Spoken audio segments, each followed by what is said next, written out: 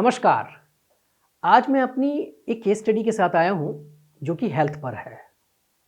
आपने तो सुना ही होगा, पहला सुख निरोगी काया और दूसरा सुख घर में हो माया। तो माया की बात हम बाद में करते हैं, पहले हेल्थ की बात होती है। यानी एक हेल्दी पर्सन, जो एक हेल्दी व्यक्ति होगा, वो कुछ भी अर्जित कर लेता है। तो क्या हमारे घर में कुछ दिशाएं, कुछ जोन्स, कुछ डायरेक्शंस ऐसी हैं जो हमारे हेल्थ को, हमारे स्वास्थ्य को प्रभावित करती हैं?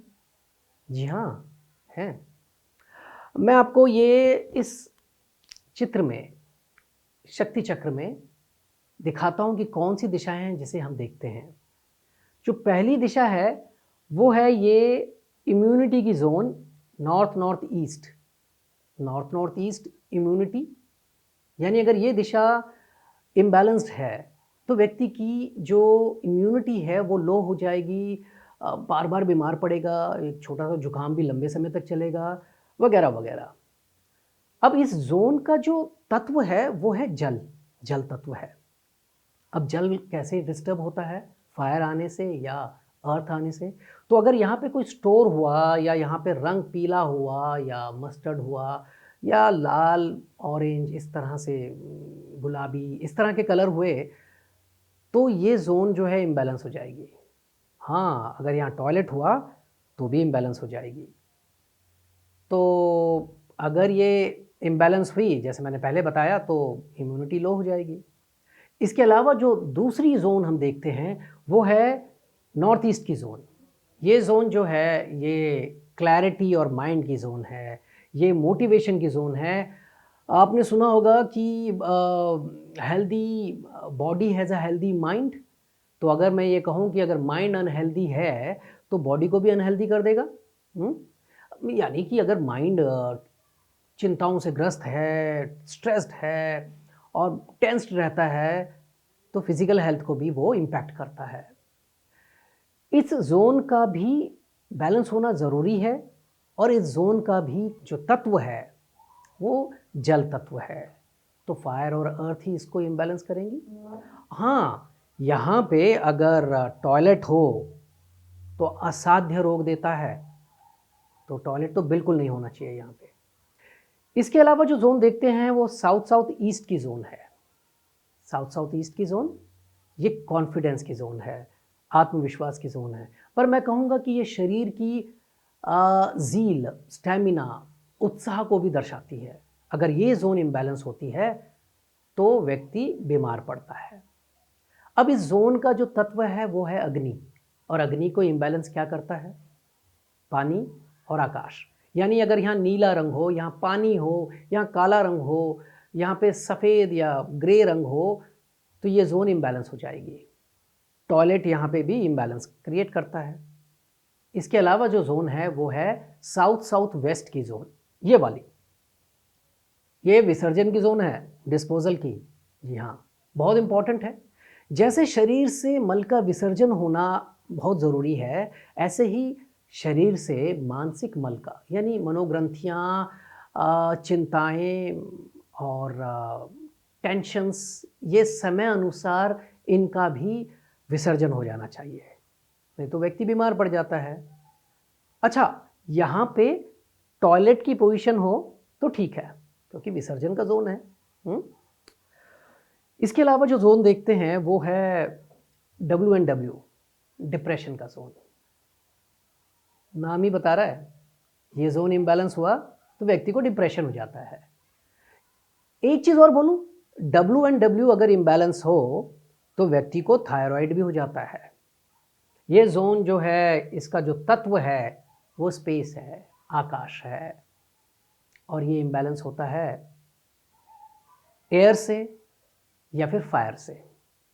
अच्छा, SSW में जो जोन है इसका तत्व अर्थ है, पृथ्वी तत्व है, जो कि इम्बैलेंस होता है पानी के आने से। वहाँ पे अगर पानी की नीला काला रंग ज़्यादा हो गया तो वो इम्बैलेंस हो जाएगा, या फिर वहाँ पे हरा या भूरा, यानी एयर आने से भी वो इम्बैलेंस हो जाता है।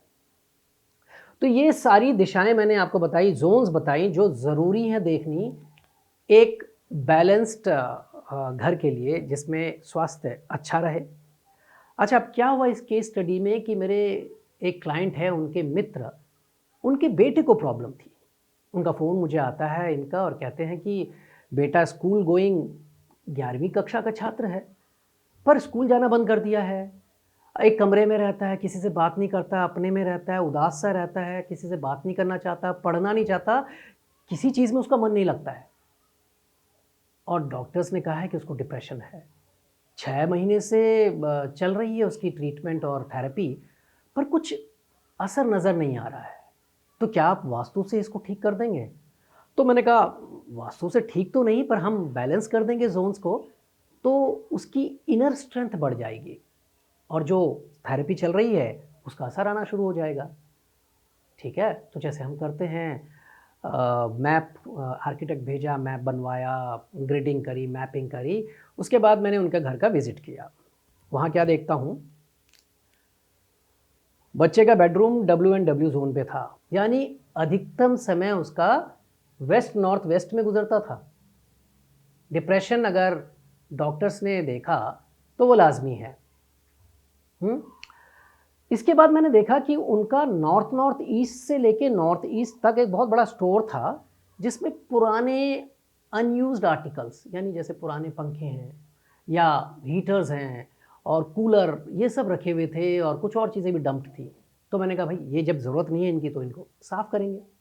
तो सारी चीज़ों को करीने से, उनको पहले सारी चीज़ों को वहाँ से हटाया और इसको करीने से लगाया और इसमें जो स्टोर है इसमें हरा रंग कर दिया। इसके अलावा क्या किया, नेक्स्ट साउथ साउथ ईस्ट, यहाँ उनका टॉयलेट था। टॉयलेट इस जोन को डिस्टर्ब करता है, तो जैसे हम करते हैं टॉयलेट को ट्रीटमेंट करा और टॉयलेट को ठीक कर दिया, मतलब बैलेंस कर दिया। साउथ साउथ वेस्ट उनका मोटे तौर से बैलेंस था, एक्सेप्ट कि बार चार्ट में उसकी स्ट्रेंथ कम थी। तो जैसे हम एनहेंसमेंट टेक्निक से उसको एनहेंस करते हैं तो स्ट्रेंथ को हमने बैलेंस कर दिया। अच्छा, इसके अलावा क्या कराया कि बच्चे का जो बेडरूम WNW में था उसको हमने WSW में शिफ्ट कराया। WSW west of south west, ये जोन शिक्षा का जोन है, पढ़ाई का जोन। इतना कराया, बस 40 दिन बाद मुझे फ़ोन आता है इनके पिताजी का बच्चे के। बहुत खुश थे, कहने लगे कुलभूषण जी बड़ा अच्छा लग रहा है, बच्चा स्कूल जाना शुरू कर चुका है और बहुत खुश रहता है अब। डॉक्टर्स कह रहे थे कि इसने अपने आप ही रिकवर किया है, पर मैं तो जानता हूँ कि जब से आपने जोन बैलेंस करी सब चीज़ें पॉजिटिव होने लगी। मैं आपको कैसे धन्यवाद करूँ। आपने देखा कैसे छोटे छोटे उपाय और उनकी उस समस्या का निदान किया जिससे वो 6 महीने से जूझ रहे थे और शायद उससे भी ज़्यादा। आपको ये केस स्टडी कैसे लगी, ये मुझे नीचे कमेंट्स में बताइएगा। और हाँ, अगर कुछ और भी जानना चाहते हैं तो वो भी लिखिएगा। मैं फिर आऊँगा एक नई केस स्टडी के साथ। आज के लिए इतना ही। धन्यवाद, नमस्कार।